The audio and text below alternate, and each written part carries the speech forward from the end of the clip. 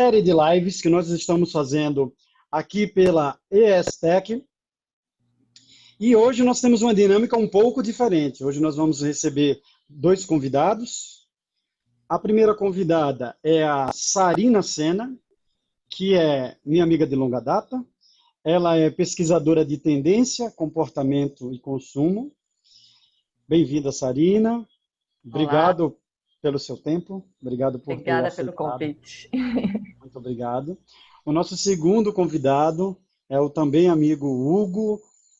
Hugo é gerente de projetos, um tech lover assumido. Hugo Ferreira, obrigado por ter vindo, obrigado por ter aceito o convite. Olá, boa tarde a todos. É um prazer estar aqui com vocês. Obrigado pelo convite, Henrique. Bom tê-los aqui. Bom, a pauta dessa série de lives do Tech Lovers Alive é sempre basicamente a mesma, né? A gente fala sobre tecnologia, como a tecnologia está ajudando a superar esse momento de pandemia, onde todo mundo em diversas áreas foi afetado, e como estamos fazendo para dar um passo além. Tá, tudo bem, já sabemos do problema, agora vamos, né, olhar para frente e ver como será a dinâmica daqui em diante.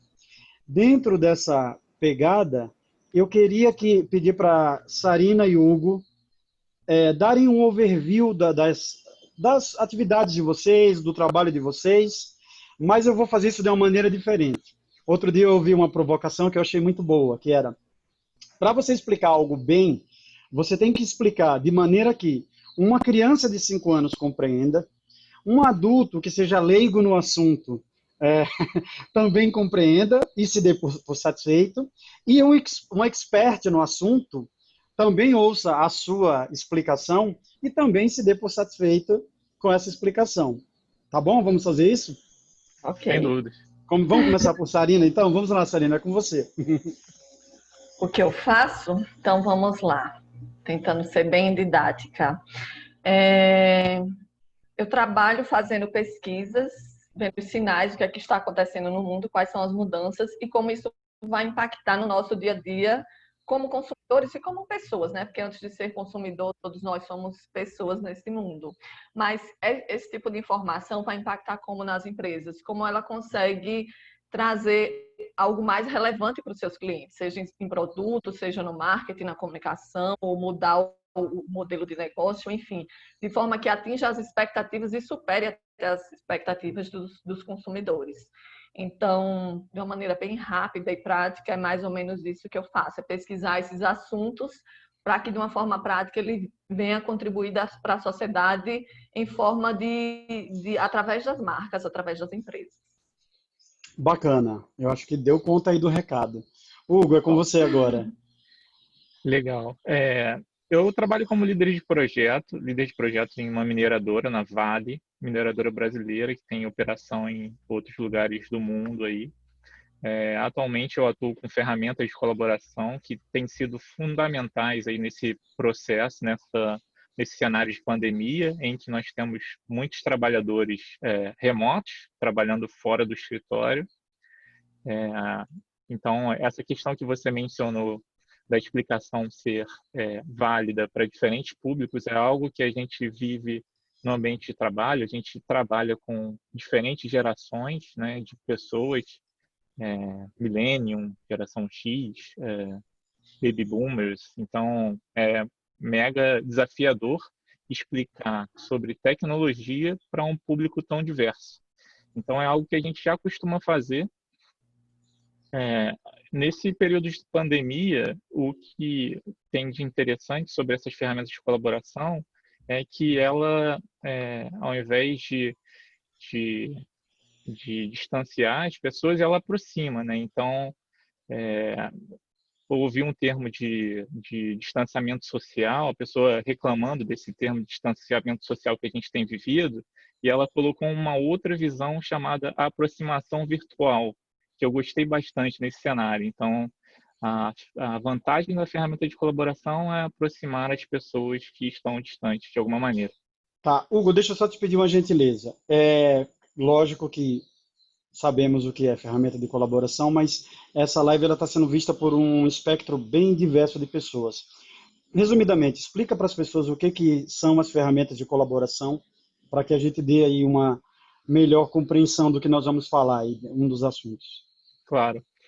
Bom, a gente está utilizando aqui uma ferramenta de videoconferência chamada Zoom, e a gente está divulgando o vídeo via YouTube. Então, o YouTube é uma ferramenta de comunicação, basicamente, que a gente distribui o vídeo para algumas pessoas, e o Zoom, ele permite que as pessoas se falem, que colaborem em equipe, né, em tempo, de maneira simultânea, em tempo real. E aí tem outras ferramentas de mercado, como, por exemplo, o Teams, da própria Microsoft, que é uma ferramenta que eu venho atuando mais, e o Stream, que é uma ferramenta concorrente do YouTube aí, para um mercado mais corporativo também, que nos ajuda aí no contexto de eventos ao vivo e etc. Então, basicamente, é uma ferramenta de colaboração, ela permite que as pessoas se aproximem interagindo via vídeo, como nós estamos fazendo, via áudio, trabalhando em arquivos ao mesmo tempo, simultaneamente, então, nesse contexto. Então, eu poderia resumir que ferramenta de colaboração são meios, tecnologias que permitem que pessoas em locais diferentes atuem trabalhando num mesmo projeto, numa mesma atividade, ainda que eles não estejam fisicamente no mesmo espaço. Seria isso? Exato. E nesse Bacana. contexto de pandemia, faz todo sentido, né? Todo sentido. Eu pedi para você reforçar aí sublinhar aí a explicação exatamente para as pessoas entenderem, para não ficar, né, com o entendimento parcial da coisa. Uhum. Sarina, me diz uma coisa, você, nas pesquisas que você tem feito, você, enfim, a tecnologia sempre esteve aí como sendo um dos pilares aí dos assuntos que você pesquisa. Você acredita que a pandemia ela vai antecipar coisas que de repente estavam para acontecer dentro de um prazo aí maior de 5, 10 anos? Qual é a tua visão em relação a isso? Sim, na verdade, isso aí até é um consenso entre várias pessoas que estudam tendência que a pandemia veio acelerar processos, né? A própria questão do home office é uma dessas, né? Que já se falava, algumas pessoas já trabalhavam, mas de repente veio a pandemia e pum, muita gente teve que entrar nesse processo de home office de forma forçada até, mas que hoje em dia já passaram mais ou menos 3 meses que nós aqui no Brasil estamos em período de quarentena e esse período já serviu para a adaptação de muita gente. Então, inclusive, tem algumas pesquisas mostrando que muitas pessoas já não querem mais voltar para o escritório, preferem ficar em casa porque tem certas vantagens, está mais próximo da família, não tem que pegar trânsito. E é engraçado que tudo isso vai trazendo outras consequências, né? A gente pode ver que mais frente vai ter mudanças no cenário urbano por conta disso. Por quê? Porque se você não precisa se deslocar para o escritório, você não está no trânsito. Então, há uma tendência de que se realmente o trabalho home office for oficializado em muitos escritórios, os escritórios primeiro vão diminuir de espaço, o trânsito tende a diminuir, as cidades tendem a mudar também de forma, assim, o seu, como é que eu posso dizer? Essa coisa de aglomeração, muitas pessoas que moravam perto do trabalho em lugares não tão confortáveis vão começar a sair mais para as periferias e buscar uma melhor qualidade de vida. É algo que já está acontecendo em Nova York, por exemplo. Muitos trabalhadores já encerraram seu contrato de aluguel e já estão indo mais para áreas mais distantes. Então, tudo isso vem trazendo outras consequências, né? E, assim, de toda forma, a gente tem que pensar também que estou já emendando um papo com o outro, tá? Tudo bem? Vai indo E que a tá questão ótimo. do home office é assim, não é para todo mundo, né? Eu quero deixar bem claro aqui que assim, home office, ok, a gente tem uma situação de privilégio, é para todo mundo, mas para as outras pessoas a tecnologia não foi algo que também está passando batido agora na pandemia e está também acelerando outros processos. Então, assim, muitos pequenos empreendedores, por exemplo, estão usando ferramentas que não usavam antes, como os aplicativos de entrega de comida, não só para pedir comida, mas também para entregar eu participo de um grupo de pequenos empreendedores, então muitas dessas mulheres, elas fazem suas entregas, às vezes é chocolate, é bolo, enfim, usando o aplicativo, o próprio WhatsApp, que já estava ali no nosso dia a dia, virou uma ferramenta fundamental de trabalho para essas pessoas. Inclusive que o WhatsApp trouxe a nova ferramenta de pagamento, né? Que o Banco Central agora vetou por todo esse lobby aí das maquininhas, dos cartões, enfim. Mas teve essa aceleração também nos pequenos, né? Através de outras ferramentas. E até tem um caso muito curioso que eu achei que uma amiga contou que no condomínio dela, de repente, ficou todo mundo sabendo que as outras pessoas faziam, porque criou-se um grupo no WhatsApp onde todos ofereciam seus produtos ou serviços. Ela disse, gente, tem de um tudo. Tem de produto de beleza, tem de comida, tem profissional liberal, contador, advogado. Então, assim, foi uma forma de também trazer mais espaço para essas pessoas. De repente era o seu vizinho, mas você não sabia o que é que ele fazia, o que é que ele podia lhe oferecer, e de repente, por causa do grupo de WhatsApp, você agora tem esse contato profissional com ele. Então, tem várias vertentes que a gente pode enxergar essa tecnologia aí no nosso dia a dia. Bacana. Assim, sobre o home office, eu não sei se o Hugo tem outra visão, mas você tocou num ponto aí que eu acho que é interessante. Realmente, não dá para você dizer assim, tá, 100% de uma empresa trabalhará de home office. E isso é uma imposição de cima para baixo e todo mundo vai para casa e acabou. Não, claro que não. Existem algumas atividades que a presença física, ela é fundamental.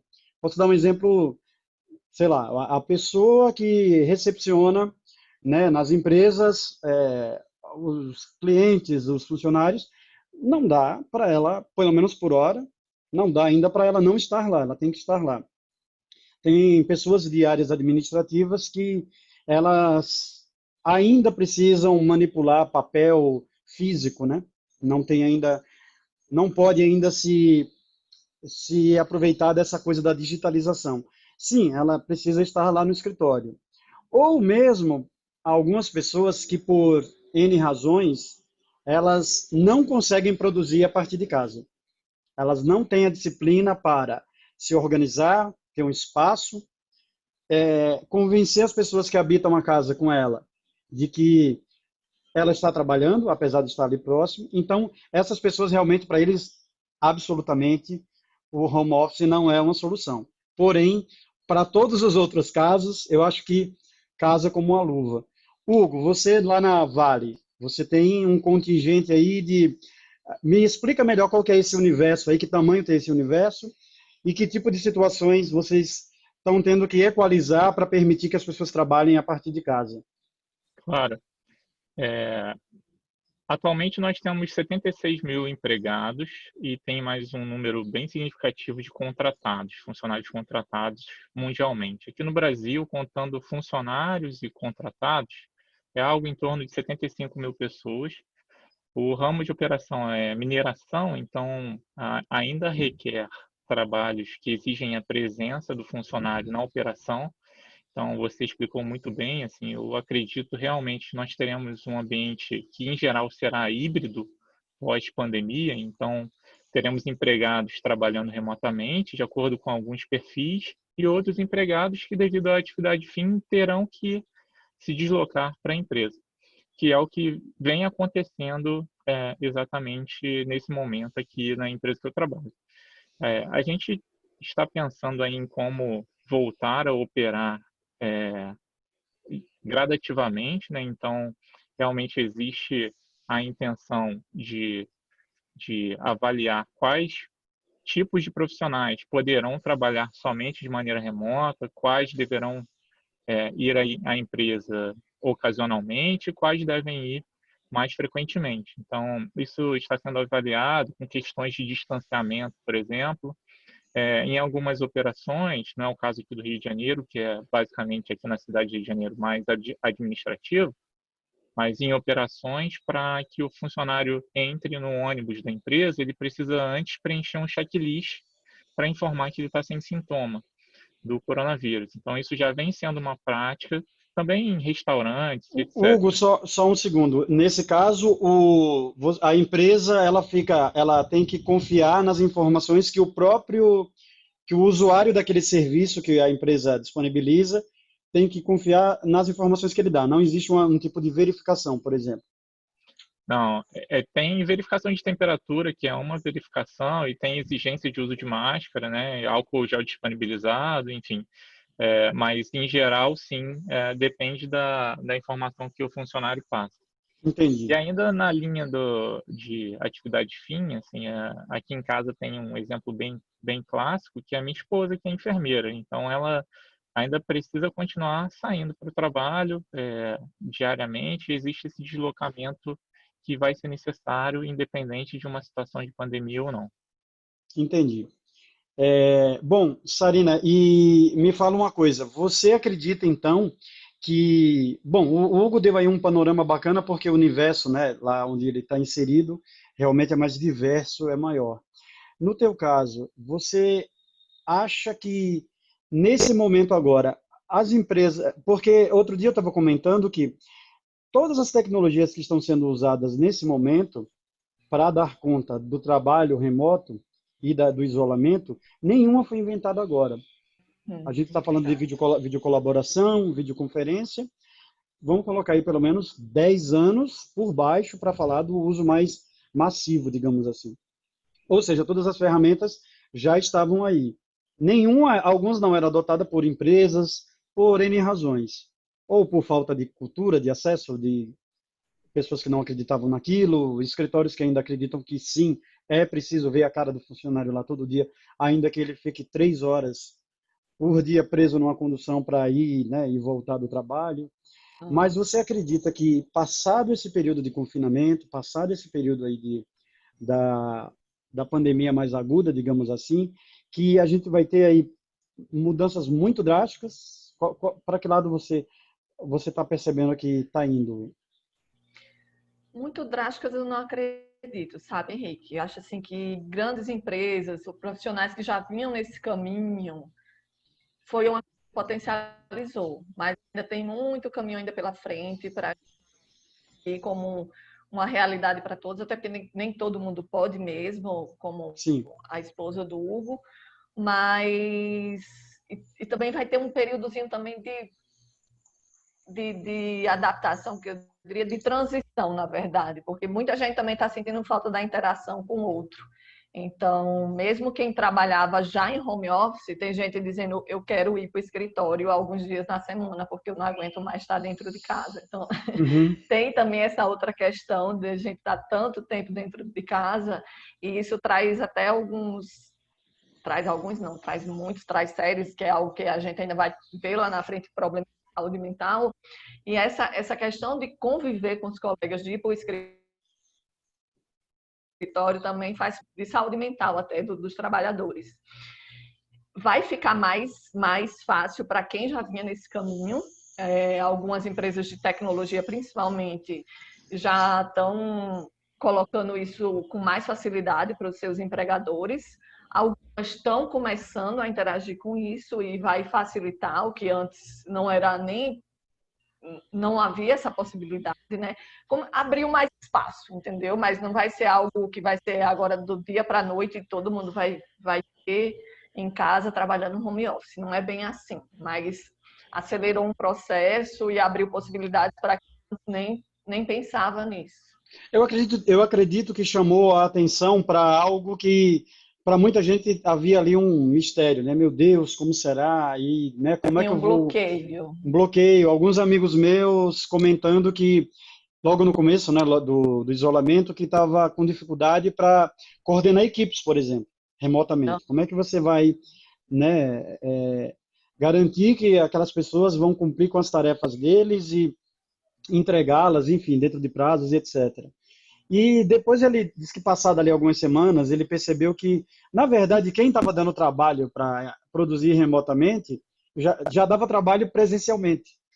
Então, assim, não, entende. a questão física ela não mudou, ela não Uhum. altera. Se você tem um perfil de produzir, enfim, sua disciplina, independe de onde você esteja. Claro que com um mínimo de ferramentas, né? Mas não é esse a chave. Você até me lembrou também um ponto interessante. Desculpa, eu até Não, lembrei um pode ponto falar. interessante que você falou sobre isso, que já tem um estudo também, uma pesquisa que mostrava que as pessoas que tem esse trabalho remoto meio que vigiado, tem programinhas para conferir se a pessoa está ali trabalhando ou não, elas têm um bloqueio muito maior. Elas travam, elas não se sentem à vontade para trabalhar porque tem essa vigilância. Tem Sim. algumas empresas, infelizmente, que não sei por que não confiam nos seus funcionários. Acho que você, em vez de estar ali olhando se ele está trabalhando ou não, você tem que ver a produtividade dele, né? Mas, enfim, isso aí não é da minha alçada. Mas que quem usa a tecnologia para vigiar esses trabalhadores acaba tendo uma perda de produtividade. Então, é realmente pensar em novas formas de interagir com o seu funcionário através de métricas, enfim, de outras formas que não seja essa vigilância, para conseguir uma produtividade melhor em casa. Teve esse período de Até porque, adaptação. desculpa, mas eu dizia o seguinte, até porque a vigilância é uma maneira antiga de resolver uma situação nova, né? E a Exato. gente sabe que nem sempre a solução antiga se aplica a um problema totalmente novo. Hugo, Excelente ponto. você, lá no seu universo, você tinha comentado comigo há alguns dias que você estava aí, enfim, em novos projetos para facilitar o encontro, ainda que virtual, aí das equipes. Conta um pouquinho melhor, o que você pode falar sobre isso, o que você está pesquisando aí e Conto sim. trabalhando? Antes disso, eu gostaria de comentar um pouco sobre a liderança. Assim, eu acho que tem uma forte dificuldade para os líderes que gerenciam microatividades. Tá. E, em geral, o modelo de liderança virtual é um modelo que é voltado para um senso de propósito, para análise e gestão de entregas deles, né? A Sarina colocou muito bem a análise de métricas. Uhum. Então, eu acho que aquele líder que se preocupa se o funcionário chegou 1 minuto atrasado no trabalho ou se saiu 5 minutos mais cedo, nesse cenário ele está tendo dificuldade de gerenciar. Acho que é importante Uhum. colocar. Sobre o projeto que a gente vem implementando, assim, atualmente eu sou responsável lá por a gente está fazendo um projeto lá de implementação dessa ferramenta de Stream, que tem viabilizado conversas de gerentes executivos, diretores e próprio presidente da empresa para falar com o público interno, então com os funcionários. A gente já teve sessões de 15, 20 mil pessoas assistindo. Peraí, deixa eu só frisar isso. Vamos lá. Numa única sessão, 15 mil pessoas, 15 mil pessoas. um 15 mil streaming, pessoas. um streaming para esse, praticamente um estádio de futebol de uma capital pequena. Você fez um streaming para essa audiência, é isso? Exato. E isso só para público interno, né? Só para funcionários contratados. Então, Uhum. a plataforma tecnológica por trás, né? Tanto a ferramenta quanto a operacionalização dessa sessão foi feita lá pelo time do projeto. E um outro benefício que a gente acabou aproveitando também foi a comunicação externa. A Vale opera em cidades pequenas, que a infraestrutura é praticamente construída pela própria empresa. Então, a gente falou com as famílias dos funcionários, com a sociedade, para informar sobre vacinação, sobre máscaras. Então, é realmente uma ferramenta que viabiliza novas formas de comunicação. E essas novas formas de comunicação nesse cenário de pandemia, nesse cenário de aproximação virtual, não distanciamento social, é extremamente válido utilizar. Eu acho que é um tema que está em voga hoje em dia. Bacana. Sarina, e o que você tem visto aí das últimas, falando aí em tendências, né? Falando nas mudanças que a gente já vê acontecer, desses insights, dessas coisas que começam a aparecer, o que você tem visto que mais tem te chamado a atenção? Olha, uma das duas coisas bem interessantes que eu tenho visto só um pequeno parênteses. Eu adorei a história da aproximação virtual que o Hugo trouxe. Já anotei aqui para ficar. São duas coisas bem importantes que já vinham acontecendo até. Uma é a questão da transparência, que está sendo cada vez mais exigida pelas pessoas, pelos consumidores, e que a tecnologia ajuda nisso aí. Temos o blockchain como exemplo desse processo de transparência, que era algo que vinha, não é de agora, mas está ganhando força, até pela Sarina, exigência explica dessa um pouquinho transparência que as para pessoas estão Sarina, desculpa te interromper. Explica Oi. um pouquinho para quem não é tão familiarizado o que que é blockchain, só para a gente deixar. Uau, vamos ver se eu consigo Vamos lá. explicar bem. Naquela métrica, hein? Naquela Blockchain, métrica da criança, do adulto e do expert, hein? blockchain é uma maneira da gente fazer um acompanhamento de uma transação, seja ela financeira, seja ela comercial, enfim. Que a gente geralmente traz o blockchain para o mundo financeiro quando fala de criptomoedas, mas ele está muito além desse universo financeiro. E como é que é feito isso? Cada pedacinho dessa transação seria um bloco, e esse Tá. bloco fica registrado. Então, são várias cadeias de bloco que formam esse blockchain, e que na hora que você faz, fica registrado em vários outros computadores, em vários lugares do mundo, e não tem como você quebrar isso aí. Então, vamos dizer que a gente fez uma transação comercial. Começou comigo, foi para Henrique, depois foi para o Hugo. Tudo isso fica registrado em cadeia. Então, eu não posso depois chegar e dizer, não, isso aqui eu não vendi, não, me pertence. Não, está lá no blockchain que eu vendi para o Henrique, e depois o Henrique passou para o Hugo. O A rastreamento é grosso completo. modo, isso, a grosso modo seria mais ou menos isso, o que quer dizer blockchain. Então, é uma Bacana. maneira da gente ter transparência nas transações. Então, as pessoas vão saber que realmente aconteceu, que não tem forma de hackear aquilo ali, pelo menos até agora não há possibilidade de hackeamento, e as coisas ficam mais claras. Eu acho esse um universo muito interessante da gente olhar, e que traz também essa coisa da transparência que está aí, algo bem no ar da nossa época, essa exigência pela transparência das coisas, né? E outra, já trazendo até pelo universo do seu trabalho, que eu venho observando muito, você sabe que eu até gosto de compartilhar com você, a Sim, questão do claro. uso de voz, como isso tem crescido, né? Não é Era querendo minha, era puxar a minha... sardinha para o seu lado. Viu, Sarina? Obrigado por derrubar minha próxima pergunta. Spoiler, Vamos lá, spoiler. deixa eu fazer minha próxima pergunta. Sarina, eu ouvi.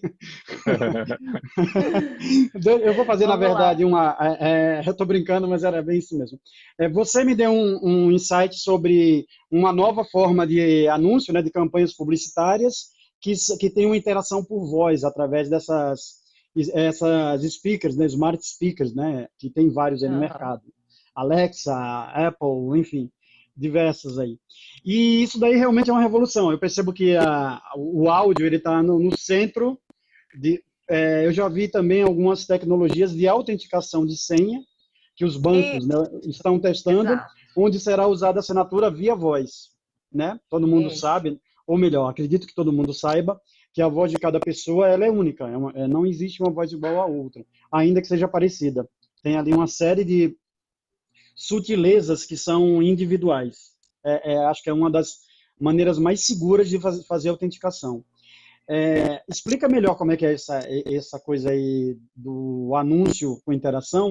E aí, Hugo, eu queria que você também, depois que a Sarina falar, trouxesse o que está te motivando aí, o que está te deixando animada de ver aí de novidade que está por vir.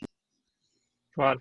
Então, eu vou até falar da voz no uso geral, né? Que eu acho que é bem bacana essa questão, como a gente está voltando para a oralidade de uma forma tão tecnológica, né? Boa, boa. A Nunca oralidade tinha tem... pensado assim, nesses Pois termos. é uma forma interessante que a gente é tão ancestral, né? E a gente meio que desvalorizou nos últimos tempos, e agora ele força. E a gente vê desde pequenas coisas até aquela tia do WhatsApp que adora mandar áudio, a gente vê os podcasts ganhando força nos últimos anos, e agora essas novas formas de trazer o áudio para nosso dia a dia de maneiras diferentes, como essa questão aí do anúncio por voz, e esse outro também que eu achei super interessante, que você pode dizer para a sua assistente virtual, fulana confirma o pagamento, que tá ok, entendeu? Só por sua voz. Então, assim, você fica muito mais livre, né? Você tá fazendo suas tarefas ali, sei lá, É, trabalhos manuais ou não, e... Desculpa, gente, cachorro. Fica tranquila, ó. Aqui na Tech Lovers Alive, inclusive meu filho pode a qualquer momento aparecer lá no fundo. Aqui na Tech Lovers Alive, nós temos a seguinte ideia. Desculpa te interromper, tá, Sarina? Home office, reunião virtual, reunião, né, por vídeo. Quando a gente vê algumas empresas, enfim, quando vê algumas fotos mesmo na imprensa, falando do assunto, os caras parecem que contrataram um diretor de arte, porque está tudo milimetricamente pensado, tem todo um feng shui ali do ambiente, tudo perfeito. E na vida real não é assim. Nas casas, sim, tem bicho de estimação, nas casas, sim, tem criança, nas casas, sim, tem sua mulher, seu marido, enfim, as pessoas que coabitam ali, e elas podem eventualmente aparecer no meio da transmissão. Não tem nenhum problema em relação a isso, tá? E Só o que para eu trazer dizia, isso como uma forma de tendência também, que eu é acho uma super forma de bacana, tendência. Uhum. e já era uma tendência que vinha forte da questão da humanização, né, de trazer essa humanização de volta. E nesse momento de pandemia, eu acho muito interessante, muito engraçado como a gente foi forçado a ter mais empatia e ter esse olhar mais humanizado para as pessoas na hora que seu filho passa correndo, dá um tchauzinho na webcam, na hora que você está numa reunião, o cachorro late. Então, a gente tem que ter um olhar mais compreensivo, porque, gente, é a vida, é assim, não adianta você querer colocar uma coisa pasteurizada Não dá, não dá. que dá E certo, o isso não Hugo, existe. não dá, definitivamente. E pela cara do Hugo, ele teve uma experiência bem interessante que ele quer dividir. É isso, Hugo? Não, meu filho veio aqui, eu não sei se vocês perceberam. Ele apareceu aqui atrás de mim rapidamente, estava tentando falar comigo aqui, eu tentei enganar, mas eu acho que um ponto importante nesse contexto aí de tecnologia, de voz, é ver como as empresas estão se profissionalizando para atender a essa demanda. Então, eu já ouvi falar que tem empresas trabalhando com a supressão de ruído de latido. Então, quando acontecer um latido numa situação dessas, o próprio fone ou o próprio software, né, que é a parte lógica da aplicação, vai suprimir esse ruído de maneira Na, inteligente, através de inteligência na verdade, artificial. Hugo, agora você mexeu comigo. Agora você é obrigado obrigado a lhe interromper. Sim, na verdade, não só barulho de bicho, mas tem algumas tecnologias, já existem dispositivos de videoconferência, por exemplo, que numa sala de reunião, as pessoas, enquanto estão numa reunião, estão digitando, por exemplo. Já Uhum. existem as aplicações nesses dispositivos de videoconferência que eles identificam o barulho do teclado e eles bloqueiam esse barulho para que ele não vaze enquanto Sim, alguém está falando e eu estou ali, sei lá, fazendo a ata da reunião, o sistema ele compreende e ele bloqueia. Então, assim, não, e mas outra, desculpa interromper, não, Henrique, eu vai lá, estava diga você. falando no cenário de trabalho de casa mesmo, sabe? Sim, Não é no cenário corporativo, não. Então, mas, ok, pode continuar, pode continuar. esse fone que eu estou usando, por exemplo, ele tem uma tecnologia que vocês estão vendo que ele não tem, né, a haste do microfone, é um Uhum. microfone virtual. O único cuidado que eu tenho que tomar é usar ele do lado certo, porque senão o microfone fica para trás, e aí ele não vai captar nem a minha voz, o microfone está aqui. Uhum. Mas ele tem uma tecnologia que se as pessoas começarem a falar aqui próximo de mim, ele não vai, ele distingue o que é a minha voz do que é essa voz do entorno, e ele não deixa passar. Então, assim, eu posso me dar o luxo de hoje estar mais calor, fazer aqui essa live do lado da janela, literalmente, com a janela aberta. Tem uma obra, tem trânsito, tem barulho de vento, e pelo que eu estou vendo, tá ok, né? Eu tenho chegado aí para vocês Tá esses ok, tá barulhos. ótimo. Eu também utilizo um fone desse e eu vejo bem o benefício, assim. Eu já vi apresentações em que a pessoa liga o aspirador de pó do lado do fone e o ruído não passa para o fone. Então, acho que é o tipo de tecnologia que vai nos ajudar muito nesse cenário de trabalho de casa, que é um cenário real, que tem cachorro, tem filho, tem aspirador de pó, tem obra do lado, tem janela. A vida fluindo, né? Exato. Então, a gente tem que realmente se usar de uma tecnologia para suprimir esse ruído da vida. Sim, viu? O que eu queria contar rapidinho e eu já volto para vocês, que eu estou falando demais. O que eu acho mais prosaico nessa coisa de tecnologia, enfim, né? Vida que segue e tal, é que as assistentes pessoais dos celulares, elas são muito boas, né? Só que elas precisam que você tenha paciência com elas. Elas têm é um aprendizado que elas fazem, né? Obviamente Uhum. que limitado, tem melhorado, mas não está lá. Mas algumas coisas rolam, tipo, eu tô, sei lá, na cozinha lavando louça. Quem nunca, né? Lavando louça, e aí eu preciso saber se aquela mensagem de WhatsApp chegou. De repente, né? Enfim, algo importante, uma mensagem que eu estou esperando.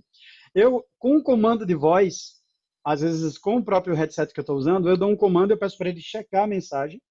Ele, o headset junto com o assistente pessoal. Checa se existe a mensagem, lê para mim, dá a opção de eu responder. eu digo que quero responder, aí eu dito, obviamente que eu tenho que falar devagar, fazer a pontuação. Depois que eu dito, ele transcreve, ele lê para mim para ver se é aquilo mesmo, pergunta se eu quero ou não enviar, e eu consigo enviar. Eu achei tão demais, sabe? Você não, não interromper Não, a louça, não ter que e achar um pano e. tem o outro Enfim. viés disso tudo, que é o viés da acessibilidade, né? Então, quando a gente dita e a inteligência artificial já redige aquele texto, para a gente que pode digitar, assim, é uma facilidade, mas para as pessoas que não podem, é uma necessidade. Então, Sim, eu acho que é algo que tem que ser ponderado também, né? sim. Verdade, Sa- ótimo ponto. Agora eu vou dizer, Henrique, você está de parabéns que eu não tenho a menor empatia com minha assistente virtual Siri. Eu não tenho Dê paciência uma para ela, eu chance tenho que para, dê uma melhorar muito chance, ainda. dê uma chance para a garota. Ela é esforçada, ela só precisa de um pouco de atenção. Verdade. Pergunta Sarina, para ela qual é o sentido da vida. tem essas coisas aí, né? Vai Tem devagar Várias, umas aqui. ótimas. Mas, por exemplo, elas já agora, nessa fase em que elas estão, elas já conseguem processar ações com dois níveis de complexidade, por exemplo. Você pode pedir para ela achar, por exemplo, pedir comida em um restaurante de comida japonesa que esteja aberto na região. Nesse caso, são três, né? Três três, é. complexidades. Ele já começa a ter esse tipo de coisa. Se você vai usando, é que tem também a coisa da voz, né? Como eles não guardam a voz, diz a lenda, pelo menos algum dos fabricantes, acho que a Apple diz que é tudo no aparelho, né? Por isso que a bateria vai embora tão cedo.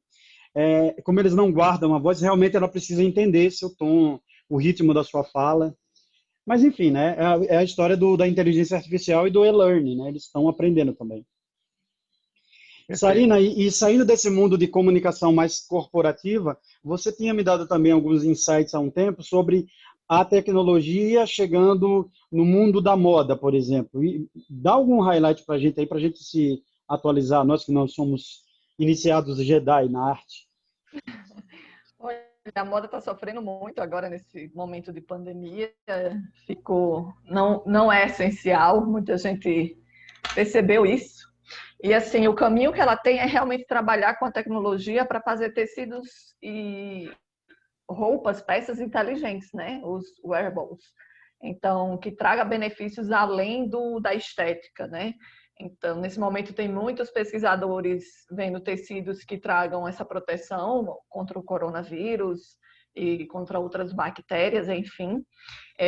Tem a questão também das peças mais tecnológicas, que podem perceber se você está com algum problema de saúde, podem ver sua temperatura, e abre um mundo de possibilidades junto com a tecnologia, né? Mas aí a gente volta também por uma questão de segurança de dados, né? Que até que ponto isso aí é bacana, é interessante, que isso é uma discussão que nem adianta a gente começar aqui, que dá muito pano para manga. É uma Mas outra pauta, né, até, né? o rumo da moda nesse momento é uma outra pauta. É realmente trazer algo além da estética, né? Algo mais funcional junto com a tecnologia. E esses tecidos que vão fazer essa barreira contra o vírus estão sendo pesquisados principalmente para os profissionais que trabalham na linha de frente, né? Estava vendo que tem uma pesquisa aqui brasileira que já conseguiu fazer um tecido que tem umas partículas de prata, e eles estão estudando exatamente para levar máscaras e roupas para os profissionais que trabalham em hospitais para se proteger, porque esse tecido em poucos minutos ele mata o coronavírus.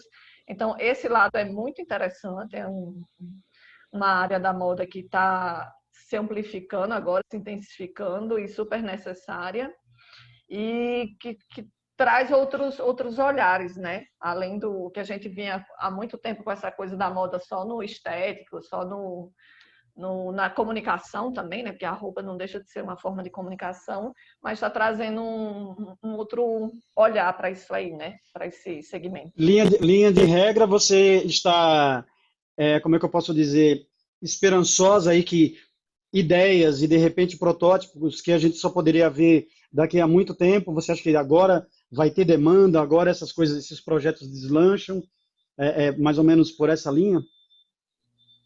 Eu espero que sim, né? Porque a demanda. Então, agora a gente está precisando mais do que nunca. Se antes era pensado como uma possibilidade para o futuro, agora é o presente, entendeu? Então, muita gente está voltando suas pesquisas para isso. E até porque a moda está num processo de muita baixa no momento, ela tem que achar um viés que ela consiga se reerguer. E esse é um dos caminhos possíveis.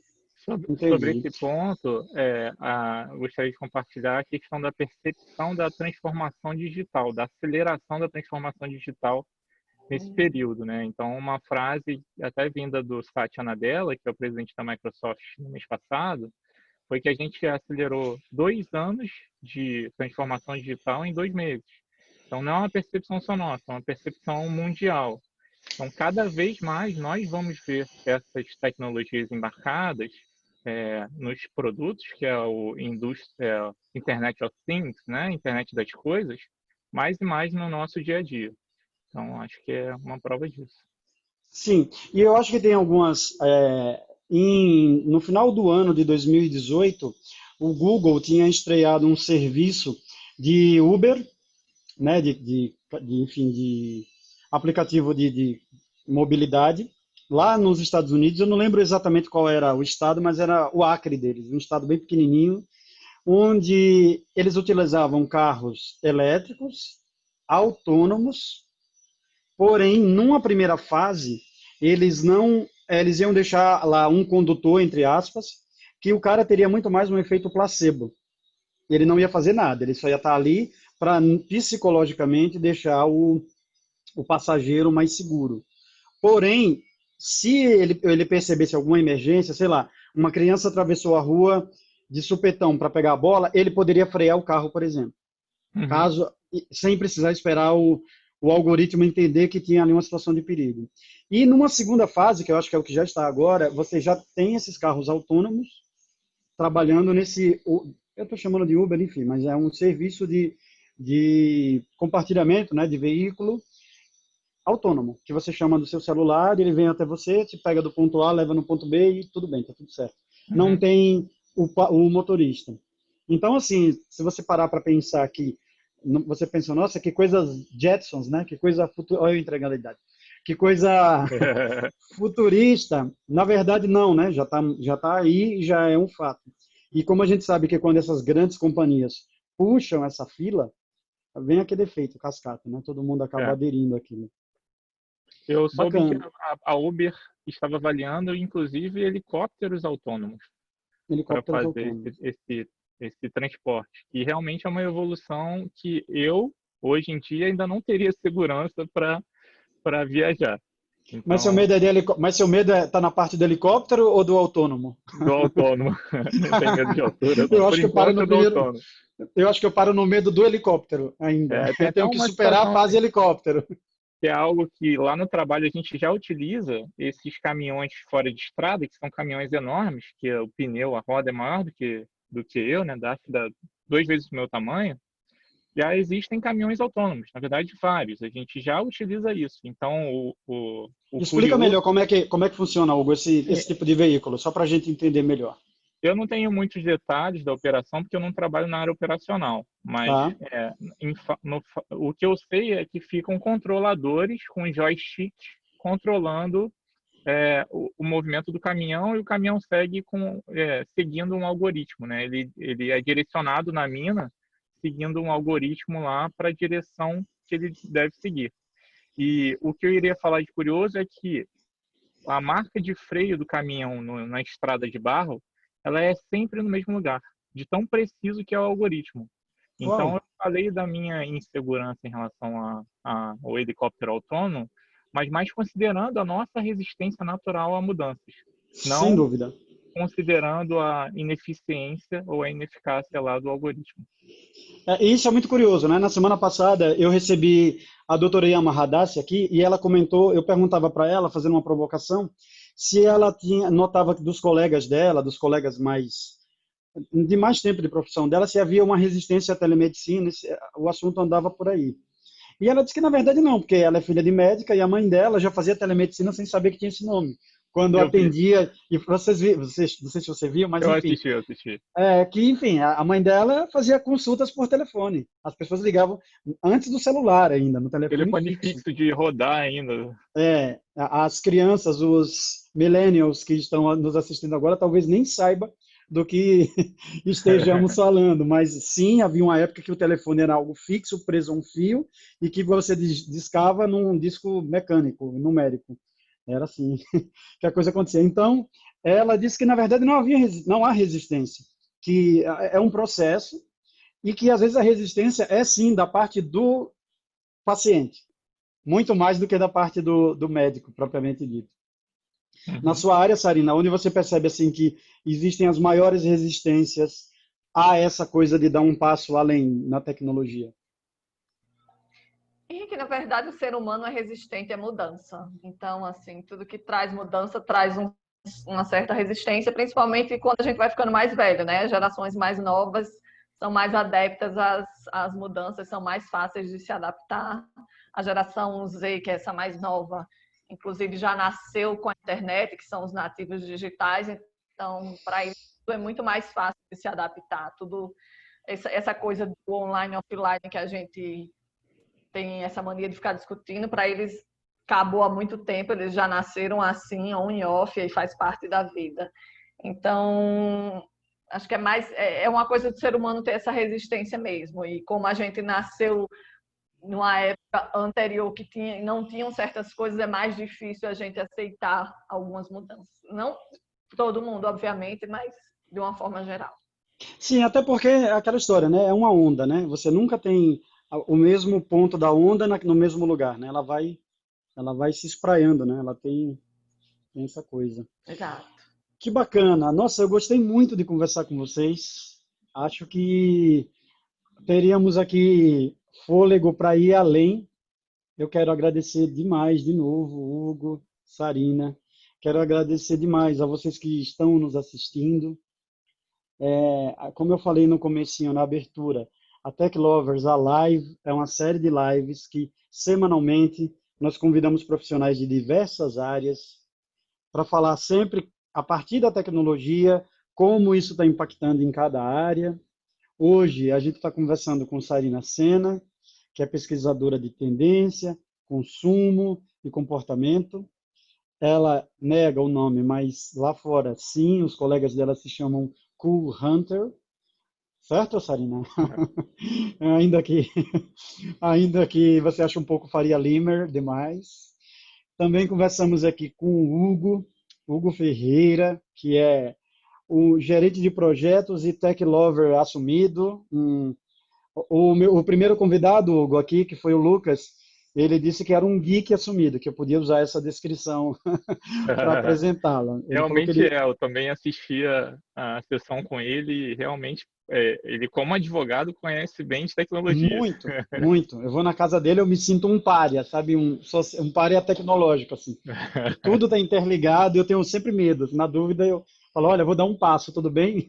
Eu não vou desconfigurar nada se eu der esse passo aqui.